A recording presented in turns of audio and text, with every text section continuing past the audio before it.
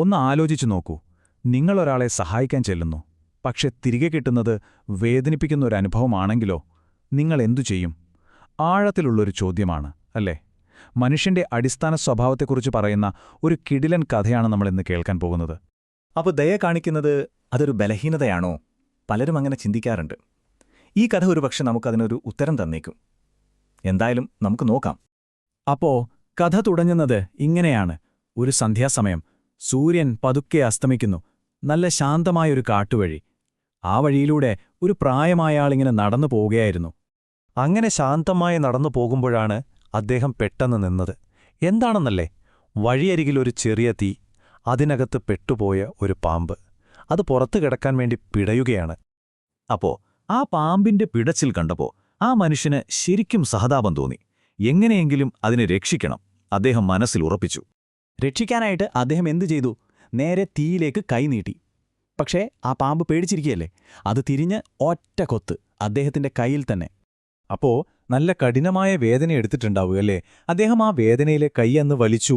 അയ്യോ, പക്ഷെ സംഭവിച്ചതെന്താ? ആ പാമ്പ് വീണ്ടും ആ തീയിലേക്ക് തന്നെ വീണു. ഇനിയിപ്പം നമ്മളാണെങ്കിൽ എന്തു ചെയ്യും? അതൊരു പ്രധാനപ്പെട്ട പോയിന്റാണ്. ഒന്ന് സഹായിക്കാൻ പോയി, തിരികെ നല്ലൊരു കടിയും കിട്ടി. ഇനിയും നിങ്ങളതിനെ സഹായിക്കാൻ ശ്രമിക്കുമോ? എന്താണ് തോന്നുന്നത്? പക്ഷേ നമ്മുടെ കഥയിലെ ആ വൃദ്ധൻ പിന്മാറാൻ തയ്യാറായില്ല. അദ്ദേഹം തന്റെ നല്ല മനസ്സോ സഹായിക്കാനുള്ള ആ സ്വഭാവമോ മാറ്റിയില്ല. പക്ഷേ അദ്ദേഹം തന്റെ രീതിയൊന്ന് മാറ്റിപ്പിടിച്ചു. അതായത് ഇത്തവണ വെറും കൈകൊണ്ടെടുക്കാൻ പോയില്ല. പകരം അദ്ദേഹം ചുറ്റും നോക്കി. അടുത്തു കിടന്ന ഒരു നീണ്ട ഇരുമ്പ് ദണ്ട് കണ്ടു.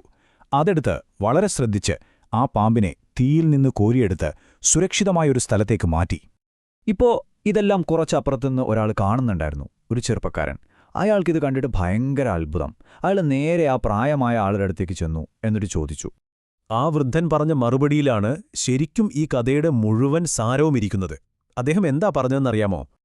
പക്ഷേ കേട്ടോളൂ, അദ്ദേഹം അവിടെ നിർത്തിയില്ല. ഏറ്റവും പ്രധാനപ്പെട്ട ഒരു കാര്യം കൂടി പറഞ്ഞു. അനുകമ്പയുടെ കൂടെ എപ്പോഴും അല്പം വിവേകവും വേണം. അപ്പോൾ ശരിക്കും എന്താണ് ഈ കഥയുടെ ഗുണപാഠം? ഇത്രയും ലളിതമായൊരു കഥയ്ക്ക് ഇത്ര വലിയൊരു പാഠം നൽകാൻ കഴിയുമോ? നമുക്ക് നോക്കാം. ഇവിടെ ശരിക്കും രണ്ട് സ്വഭാവങ്ങൾ തമ്മിലുള്ള ഒരു ഏറ്റുമുട്ടലാണ് നമ്മൾ കാണുന്നത്, അല്ലേ? പാമ്പിന്റെ സ്വഭാവം കടിക്കുക എന്നതാണ്, അതെന്റെ നേച്ചറാണ്. എന്നാൽ ആ മനുഷ്യന്റെ സ്വഭാവം സഹായിക്കുക എന്നത്. അതുകൊണ്ട് തന്നെ ഈ കഥ വെറുതെ നന്മ ചെയ്യണം എന്ന് മാത്രമല്ല പറയുന്നത്. ഇതിനൊരു പേര് കൊടുക്കാം നമുക്ക്: വിവേകപൂർണമായ അനുകമ്പ, അതായത് ബുദ്ധിയോടുകൂടിയുള്ള ദയ.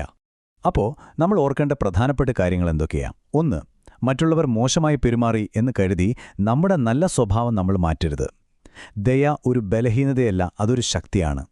പക്ഷേ ഏറ്റവും പ്രധാനം, ആ ദയ കാണിക്കുമ്പോൾ സ്വയം അപകടത്തിൽ ചാടാതിരിക്കാൻ ശ്രദ്ധിക്കണം, ബുദ്ധി ഉപയോഗിക്കണം. അത്രയുള്ളൂ. അപ്പോൾ അവസാനം ഈ കഥ നമ്മളോട് ഓരോരുത്തരോടും ഒരു ചോദ്യം ചോദിച്ചുകൊണ്ടാണ് പോകുന്നത്. ഒന്ന് ആലോചിച്ചു നോക്കൂ, നിങ്ങളുടെ ജീവിതത്തിൽ പലപ്പോഴും ആരുടെ സ്വഭാവമാണ് ജയിക്കാറുള്ളത്? നിങ്ങളുടേതാണോ അതോ നിങ്ങളെ വേദനിപ്പിച്ച മറ്റുള്ളവരുടേതാണോ?